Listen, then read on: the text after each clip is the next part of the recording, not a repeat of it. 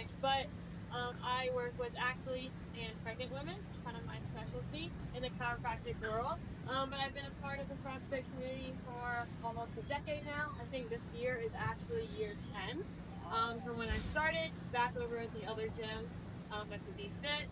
And I've been a competitor and a coach, so on both sides. And yeah, I'm here to help you stay active, recover faster, and keep doing the things that you love to do. So, couple things that we will talk about today.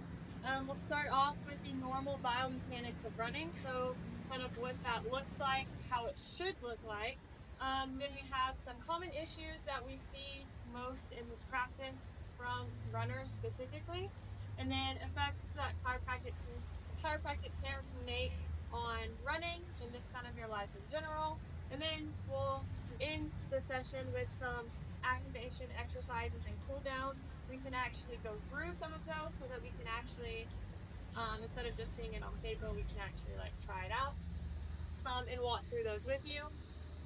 We'll see about this part. So we'll just get through the first part now. TBD. Okay.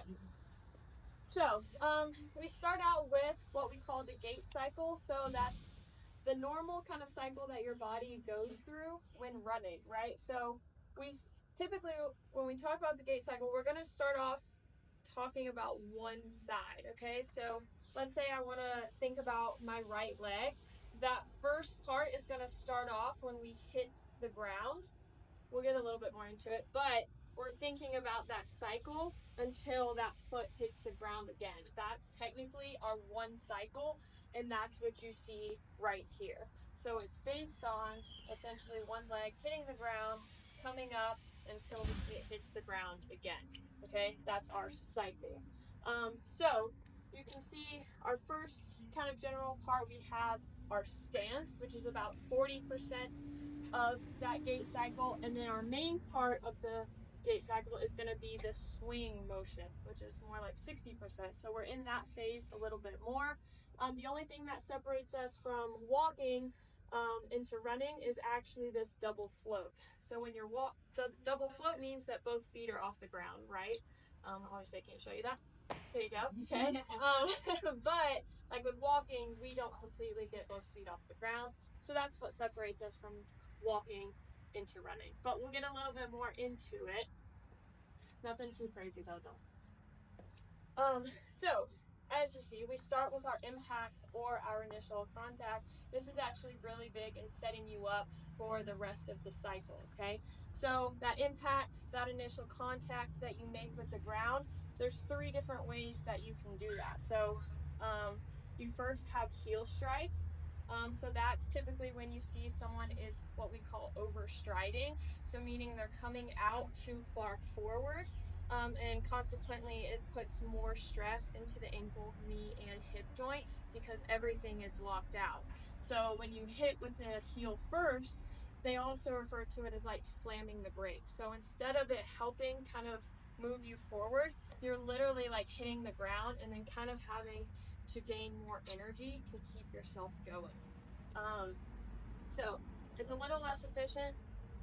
What is this? A microphone? Yeah. Thing? I'm not into this new world stuff. There we go. So it's less efficient because you have to have more energy to kind of get yourself moving again.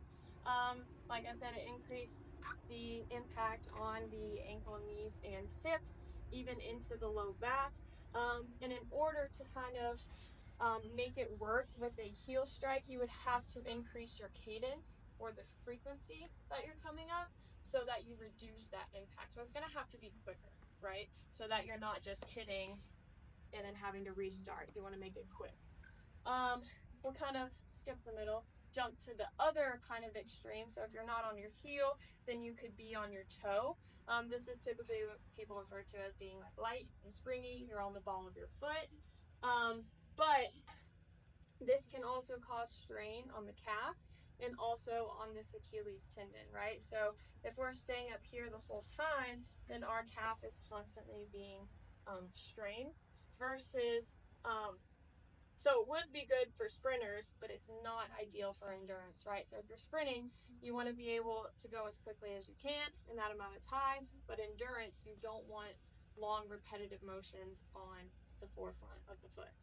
So ideally, we want to be somewhere in between, right? So kind of that midfoot, which is about through here. So we're landing and kind of rolling off, okay? So then after our initial contact, then we get into what we call our mid stance. So that's when we are accepting the full weight of the body onto the foot. We have, again, 3 options here that your foot can kind of go into. So the first one is it's going to be the one you see the most often. It's going to be that over pronation. You probably hear that a lot, right? You're pronating.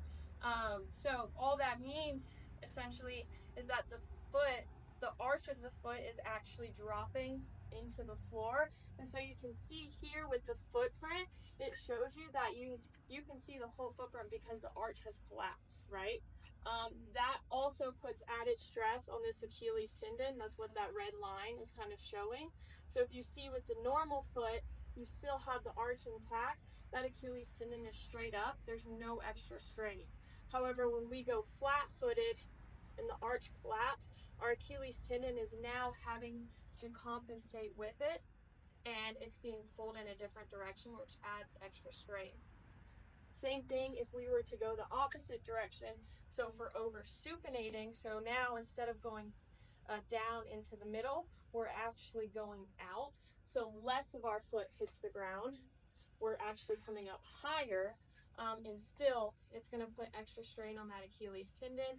It's just bringing it more out instead of in. So ideally, we want to be with a good arch, supported. Our Achilles tendon stays straight up and down. Then we get into actually one of the most important parts of the run cycle, which is the toe off. If you've ever had toe injuries, you know how important it is to have your toes to walk. Speaking from experience, because this is the part where you actually need that toe off to start the propulsion into that swing. So we're transferring the energy from the body to the ground so that we can help move ourselves into that next phase. Okay.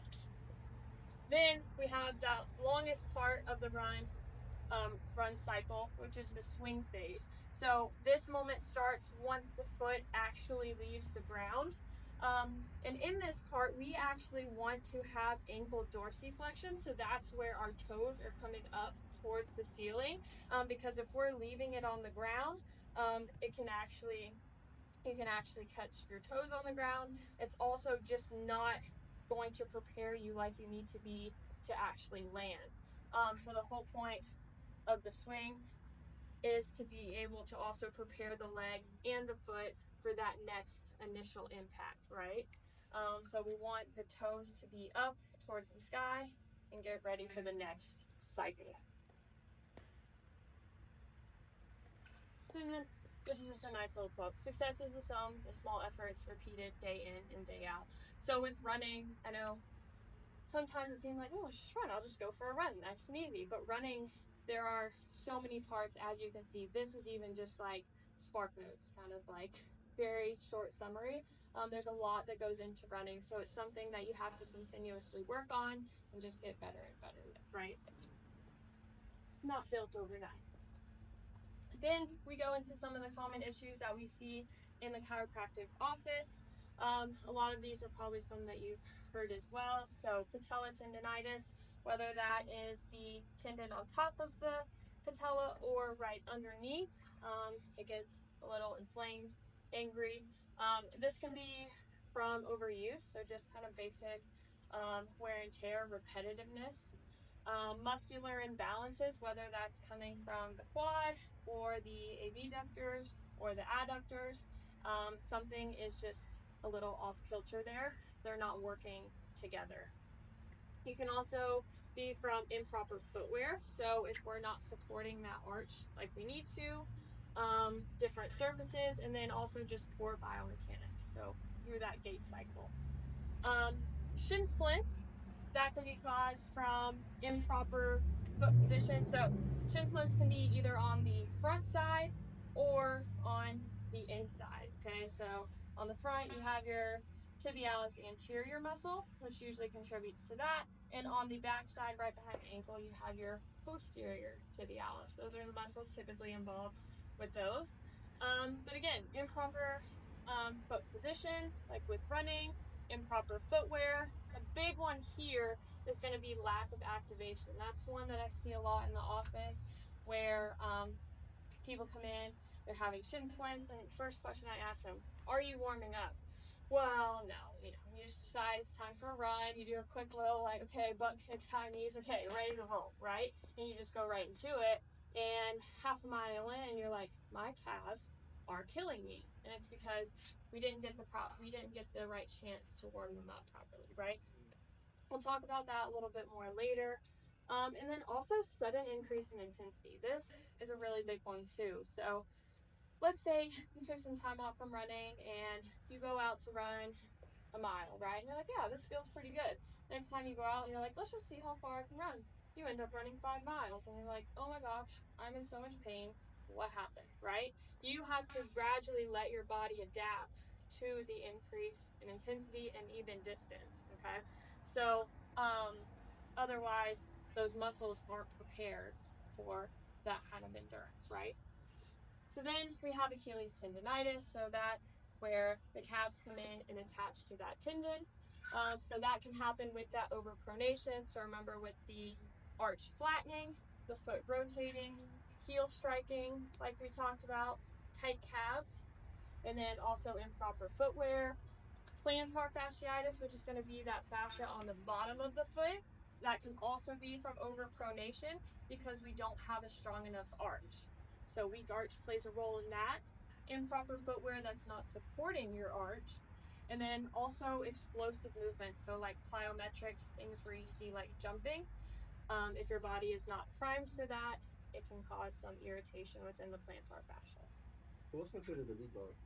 Is that like if you are you naturally have like a flat arch, is Yeah. that considered a weak arch or So you would kind of have to see with that, like you would kind of have to base it case by case. So with that one, like with running, like if you got pain or anything like that, or I'm trying to think of the best way to describe that. So sorry. no, you're good. So like I'm horrible with on the spot. So basically you would, because you wouldn't be able to see it as well, right? Because you're like, oh, you're a little bit more flat-footed. Right. But if you start having pain, we can also test the arch to see, okay, is it weak? Are we seeing that you are able to contract those muscles? Because there's a couple drills that we can do and exercises that we can do, like for one, the towel scrunch. I don't know if you guys have ever heard of that one.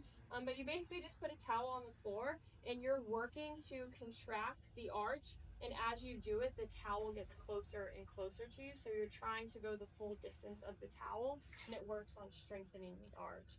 So it would be something that we would kind of have to test. So it's not necessarily you're seated. Like, not necessarily. For some, for instance, for me personally, when I get running shoes, Yeah. I naturally have a flatter Right. arch, right? Yeah, all kind of weird about it. Yeah. but Okay. but had a flatter arch. So Yeah. let's say I went to more of the Big Peach, Right. and Exactly. analyze your feet and stuff. Exactly. They want me in more of the like stability style shoe, Right. which is like this, Right. right? So So I almost feel like I'm like right here. Exactly. But if I go into like a Nike that generally has a higher arch, Higher. like it hurts like hell. Right. So just wondering for myself. Yeah, so with that, it's a matter of, and I was going to actually recommend, at the end, I was going to let you know that you see in a lot of these that you see improper footwear. That's not always the place to start, but it becomes a really good option when you have tried, maybe some chiropractic care, some soft tissue work, the exercises, and you're like, man, things are just not working together, something's off here. Big Peach is one of the best ones to go to because they do a whole analysis of the foot. And for those same things, like he was saying, like they can see, okay, do you have a flatter arch? Do you need more support in this direction or that direction, they can see all of that, and they're good at prescribing a shoe that will help fit those needs. So there's essentially a way for me to get out of this particular shoe. I feel really and so I want to get out of this. Yeah, so working on strengthening the arch will help so that the arch can almost maintain on its own. Yeah, exactly. I would just, this is not my presentation, but I would just interject that flat foot is not normal. Right. Everybody should have somewhat of an arch. Right. And sometimes to customize the body. Yes. It's also a good idea if you like the shoe but you don't like the, or if you like the, yeah, if you like the shoe but you don't like the way it is. So like the sole insert. Oh. Yeah. So like if you, like she was saying, if you like the comfort of the shoe but it's not supporting your arch enough, you can get specific sole inserts that are tailored to your needs there. Yeah. Exactly. Yeah. This is your thing. No, thank you. Please. Yeah. So, like she was saying too, a flat arch is not like normal. We should have some sort of arch, and so that's when those exercises would come into play, because we would need. Well, I say I had strength. If it is minimum to you. Yeah. So, we also got both legs and everything. Everything else. It's not easy along this. Was that? Along this. I'm just saying, when my son sit there and say, "Daddy, I'm walking like you," and you sit there like this, I'm saying you would have made me mad. I'm sitting here trying to bring out my bones. It don't work that way though. So, That's good. anyways, I got a marathon coming up, so I'm trying to Perfect. get my stuff together. I love it. Okay, and you guys are always welcome to ask questions too. Like, this doesn't have to just be me lecturing. You're welcome to talk. Okay, so then we get into, so why can chiropractic be helpful with running, right? So I'm going to open the floor to you guys and ask you a question. Can you guys kind of give me maybe a little definition of what you think, like, chiropractic is? Oh, around here, man. Sorry, we got distracted. I know, I was like, what's going on? I heard coming. You got nothing together. What was the question? like- I'm sorry. What is In your own words, like, kind of what you guys think chiropractic is. There's no right or wrong answer. Adjustment of the structure alignment. Okay, Functional wellness. coffin bones? thank you, Archie. I feel like you were wanting to say something. No. No? Maybe go ahead for manipulation of joints. Okay, yeah. I just need to go talk about. I'm that type of kid. Hey, Corey has something to say. Yeah, right. Okay, yeah, so this is the analogy that I like to use best to describe chiropractic. A lot of what people kind of see and hear about, especially through social media now, it's not always the best representation of what we do in the office. So I like to use the safety pin, and we actually have this safety pin kind of structure on our campus too, because it's kind of like the staple, and it's a really good analogy of what we do. So a regulated nervous system, you have your brain up at the top, and it connects through the spinal cord, and sends all of the nerves and information out to the rest of the body. Our spine is what encases that spinal cord to keep it safe, okay? And so we have to have this brain-body connection of. Is there something going on? Just ran. Oh, okay. That's what it is. But we have to have this brain-body connection. So our brain has to be able to send the signals through our body and out to the rest of our organs and everything so that it knows what to do. And so we talk about when the safety pin is closed, that connection is continuously working efficiently. So we can go from brain out to the rest of the body, and then also from the body back up to the brain. We have to have it going both ways. So they can communicate with ease, no dysfunction. However, a dysregulated nervous system is when we have that brain-body connection, but something is causing some interference, right? And so we're not able to get the signals from the brain to the body or the body back to the brain. And so things aren't able to communicate and work as optimally as they should. So chiropractic is really more about the nervous system versus just kind of hearing the cracks and pops. There's a lot more that kind of comes with it. So one of the big things that we also talk about a lot is that chiropractic likes to attack the root cause of the issue. If you've come in to see me or you've been adjusted with me, you kind of know we talk a little bit about the fact that, look, we know you have this pain maybe in your big toe, and that's fine, and we want to help you reduce that pain. But the first thing I might not always go to the big toe first, right? I'm going to go to the spine. I'm going to go to the pelvis. I'm going to go to the knees. I'm going to check everything as a whole to find out why that big toe is hurting. You know, just because the pain is there does not mean that's where it's coming from. So we go for more of the root cause and to regulate the entire system versus chasing the symptoms and the pain on their own. There's also a lot of other things that can cause interference within the body. It's not just a structural issue. So it can be things like toxins or chemical factors like from food. It can also be emotional stress. So it's not just the structural piece as well. So again, this just kind of gives you a little bit of a visual. We have these posters all over our office. I think they're really cool and help explain how we have that brain-body connection. So you see each of the areas of the spine and even each individual segments have nerves that come out of that the area of the spinal cord, and they go to innervate specific organs.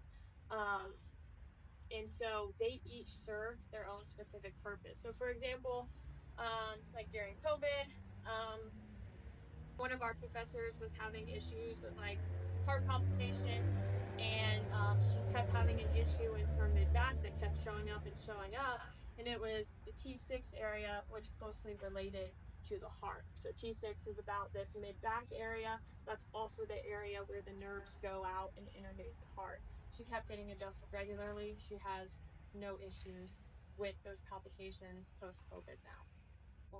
Not that it was necessarily directly from the adjustment itself. Obviously, COVID was a part of that, but it helped kind of bring balance to the nervous system there.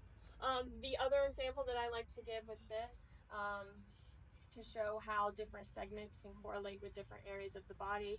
I had a friend who in college, she went cliff diving, broke her back, right at about the T12 level, so right about here, where we go from mid back to low back.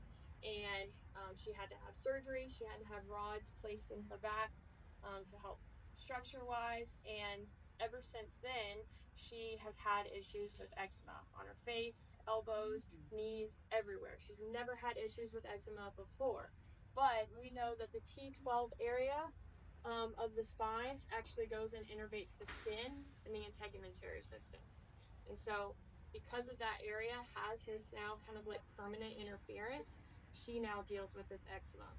So that's kind of how I like to relate it there. And y'all can't manipulate that, right? Because she has rods. Mm-hmm. Okay. Exactly. Even if we were able to do some minor things with like the clicker or the activator, the rods are permanently there. So yeah, there's just that permanent interference there. Mm-hmm. Can you send me that one? Yeah.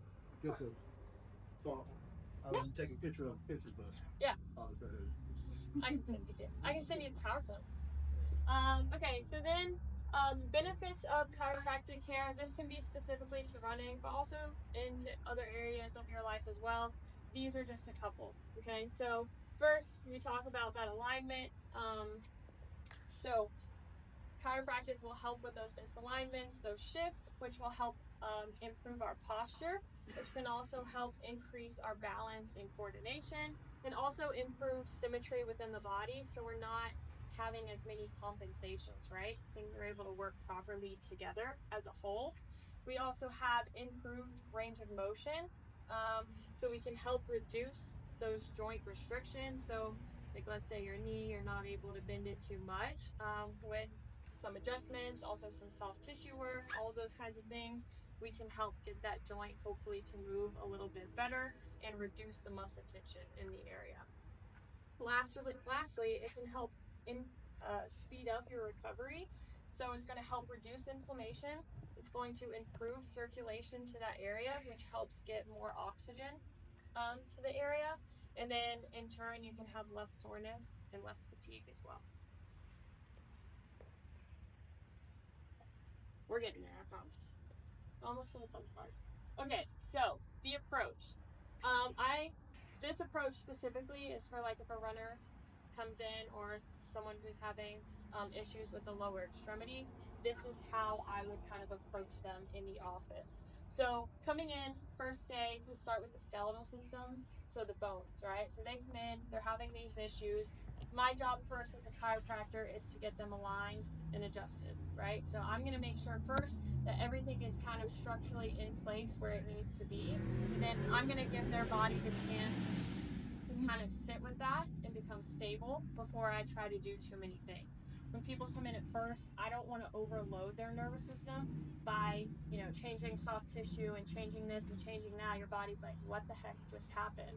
Because you have to realize a lot of these issues happen probably over time, maybe over the time of a couple of years. I can't undo all of that in one visit.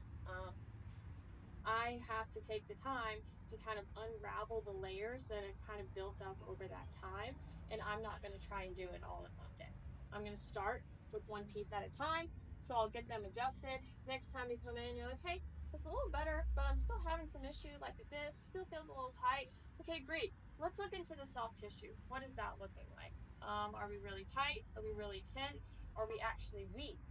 Weak muscles can feel tight, so we have to test them and decide, okay, is this actually a tight muscle because it's contracted, or is it a tight muscle because it's elongated and weak, and we actually need to work to make it stronger. That's something we can decide there too. And then we can look into different supplements. That can even be something as simple as like electrolytes. Are you drinking electrolytes to make sure that we're not cramping? Magnesium, all the other things as well. And then orthotics. So kind of like we were saying with the shoes, that's a really big thing too. If we're seeing that we're doing all of these things, nothing's kind of changing. Okay, let's see, maybe we can find a different shoe that would work best for you. Maybe even like an insert, like for the sole, things like that. Okay. I got one on it, don't see. Oh, you have one? Yeah. A little sole insert. Yeah. And they're typically designed like for your specific foot. Mm-hmm. Yeah. So then we get to kind of the injury prevention side. This is where we will soon start to do some of the movements. So it's very important, like I talked about earlier, that we do activation exercises before the run. This is going to help our neuromuscular communication. So our brain has to send a signal to our body for that muscle to start working. And if we are not training our body how to work that muscle, it's going to feel very rigid and it's not going to be very efficient. So we actually have to work and teach ourselves how to fire that muscle. So communication, it's also priming, getting it warm, getting it ready, and then like I said, also efficiency of how to get that muscle going. And then cool down exercises are just as important. It helps to gradually decrease the heart rate instead of just like a cold stop. It improves blood flow, muscle recovery, and then helps prevent stiffness because you're kind of helping the muscle relax without allowing it to just kind of tense up. So I like the term practice makes progress. We're never going to be perfect, and that's perfectly fine. We all have our things, but we want to slowly work towards being the best version of ourselves, right? So I'm going to first just kind of mention these exercises to you, and then we will actually kind of go through them. So activation exercises, we have swan dives. I made my own name for them. That's kind of what we used to call them, but we do those a lot in the gym. Walking, quad pull, that's just where we're going here, but we're actually moving. A side shuffle, exactly what you've probably seen. That works the adductors, the inside. of the thigh there.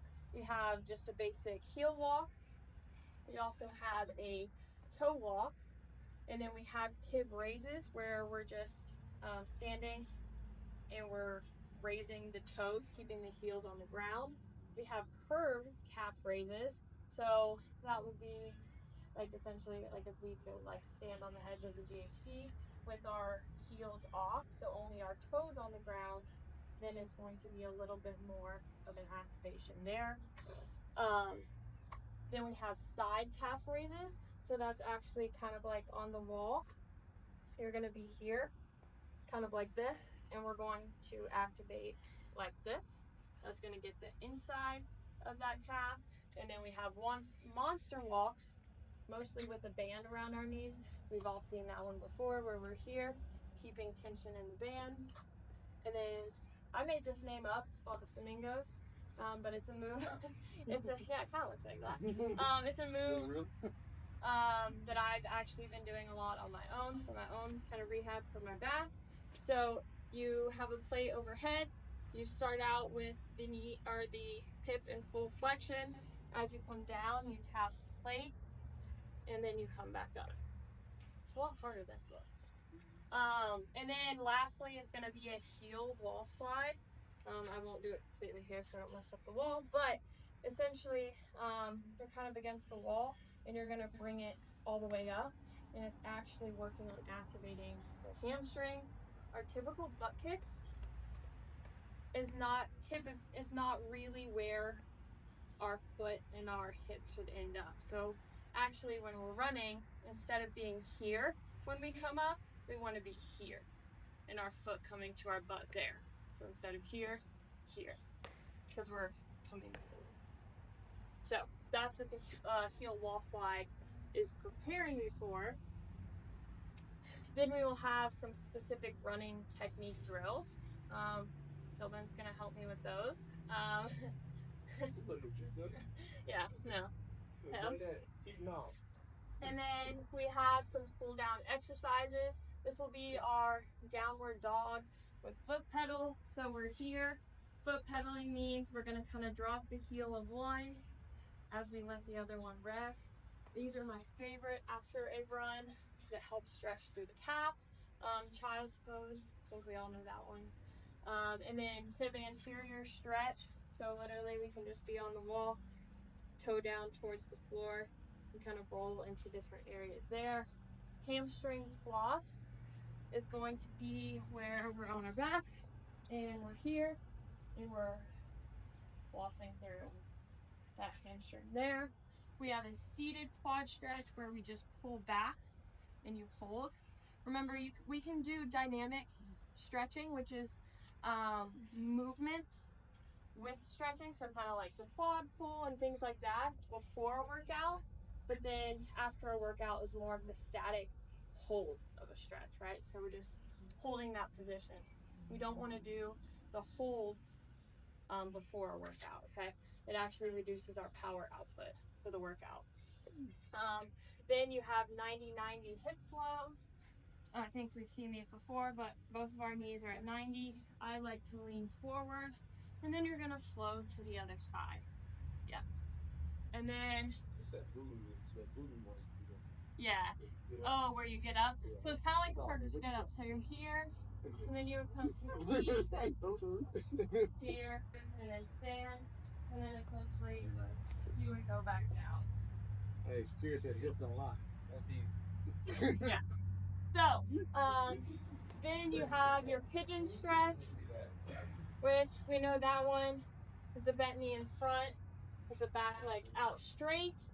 Then we have a runner's lunge with a thoracic twist. So we're here. You can either keep the knee off or on the ground, it doesn't matter. And then we're following the fingertips up towards the sky. And then full rolling into the calves, glutes, hamstrings, all the above. And yeah, thank you guys. Okay. That's my email. If you ever think of any questions you might have or want to contact me, that's mine specifically. And then that's also my Instagram for my professional account if you'd like to follow along and see me there. Yeah. Other than that, we will get into some exercises. Does anyone have any questions? So those cool down, some of those look very dynamic. Yeah, they can be dynamic too. But you're saying if you want to cool down, you should hold them on. Well, the main part is that you just don't want to do the holding stretches before a workout. So afterwards, you can do dynamic or static. I do a mix of both. That's perfectly fine. You just would not want to hold a stretch before a workout. It's going to actually decrease your power output. I didn't know that. Mm-hmm. Yeah. Yeah, you have to get the muscle primed and actually move. You want to do some basic kind of movements to warm up the muscle, and then you actually want to do movement specifics, which is why we would do like technique drills to get ready for running itself. And then at the end, you can do dynamic, static, perfectly fine. Yep, I do a mix of both. I actually do probably all of the cool down exercises after every workout, regardless, you know, if I ran, you know, back squatted, whatever. I do all of them. So, any questions? Okay, all right. Let's get into some of these. You want us to move chairs to the side? Yeah, we can move some chairs. Make a little bit of a